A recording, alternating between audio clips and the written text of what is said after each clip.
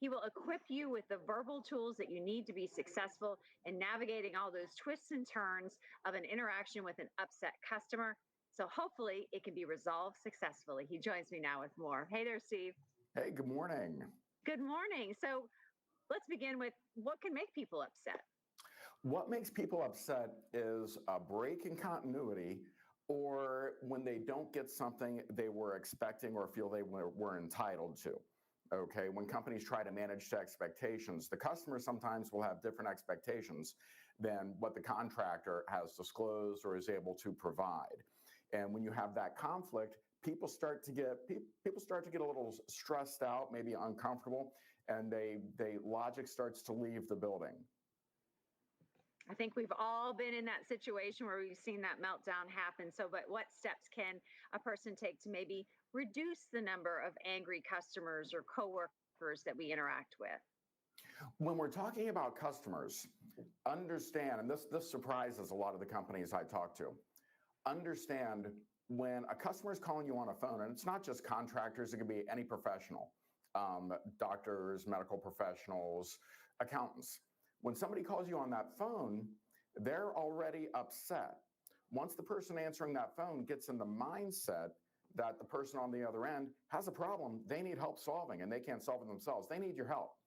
Once the person answering the phone for your company realizes that and goes into every conversation with that attitude, your day will go much smoother. And so, what if my first contact with a person is when they are really enraged? When your first contact with a person is when they are really enraged, the first thing you have to understand is you probably didn't make them enraged. They could have been enraged by somebody else in your organization. They could have been enraged by an outside source. But you have them now. It's your job to back them down because they're not going anywhere. The first thing out of your mouth has to be, I can help you.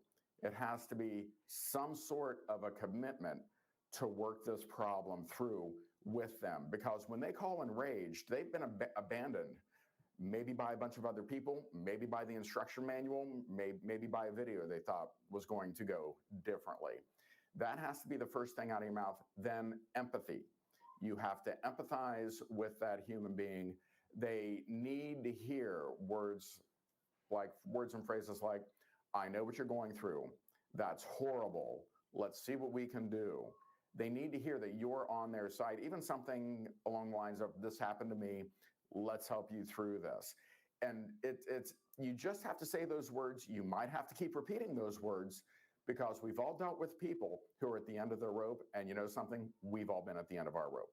And once those phrases come out, once the commitment to work through this problem they really need to have solved is there, your interaction will go much smoother. And Steve, where can we go to connect with you? My website is turningpointstools.com. That's all plural, turningpointstools.com. Or my email is steve@turningpointstools. All right, Steve, thank you so much. Thank you. Have a good day.